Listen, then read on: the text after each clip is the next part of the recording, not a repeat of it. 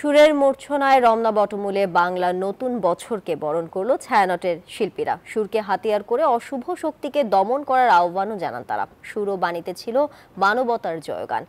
শ্রোতারা জানান, সাম্প্রদায়িকতা ভুলে 16 আনা বাঙালিয়ানায় থাকতে দেশীয় সংস্কৃতি চর্চার বিকল্প নেই। অন্তরা বিশ্বাসের প্রতিবেদন।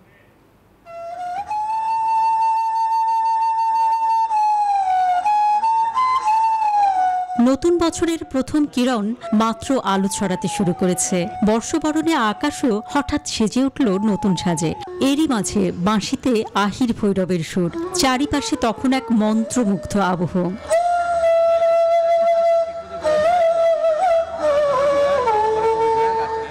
এভাবেই রমনার বটমূলে শুরু হয় ছায়ানটের বর্ষবরণের আয়োজন। বাঁশির পরই আঁধার রজনী পোহানোর বারুদা ভেসে আসে সমবেত কণ্ঠে।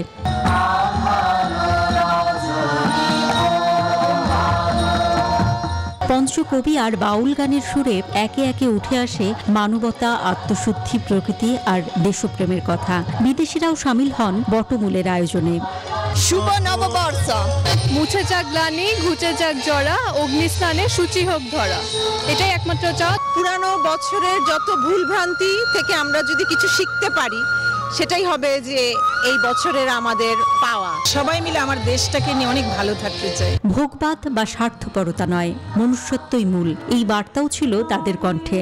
হিংসা, দেশ, পরশ্রীকাতরতা ভুলে সত্য আর মানবতার পথে হাঁটার বাণী ছড়িয়ে পড়ে রমনার বাতাসে।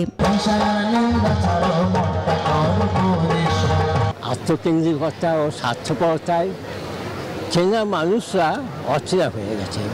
পারস্পরিক সম্প্রীতি বাঁধনটি ঘেঁচে তুলতে, এ থেকে বাঙালিকে ফিরতে হবে। আমরা চাই মানবতার জয় হোক। আয়োজকরা বলেন, সুরকে হাতিয়ার করে অন্ধকারকে দূর করতে চান তারা। বক্তৃতা দিয়ে যা না করতে পারেন, দুটো গান গাইলে মনের ভেতরে সুর দিয়ে সেই জাগরণটা অনেক বেশি গ্রহণযোগ্য মানুষের কাছে। একদিকে বিকাশে কম খরচে ক্যাশ আউটের লিমিট বেড়ে 50,000, প্রিয় এজেন্টও 2টা।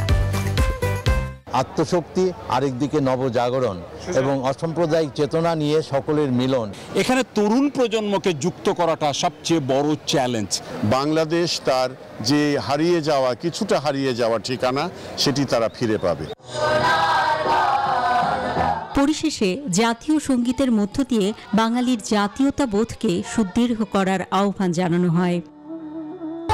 নববর্ষের নতুন সূর্য কাটাবে সকল অমানুষার ঘোর, শুভ চিন্তায় জাগ্রত করবে মানুষের মন, সেই সাথে চারিপাশে বাজবে অসাম্প্রদায়িক চেতনার সুর। ছায়ানটের এই আয়োজন থেকে এই প্রত্যাশার কথাই জানালো আয়োজকরা। সেই সাথে নতুন বছরটি কাটবে সুখ আর সমৃদ্ধিতে সকলের, এই প্রত্যাশার কথা সকলের কণ্ঠে।